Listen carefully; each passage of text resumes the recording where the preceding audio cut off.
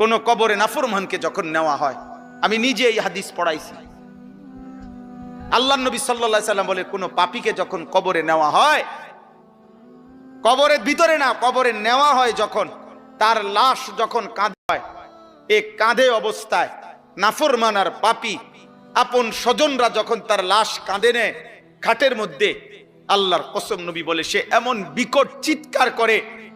ইয়া ওয়াইলাতা ইয়া লাইতাহা ইয়া লাইতাহা, হে আফসোস আমার স্বজন, আমার ইলা আইনা কদ্দামতুমুনি,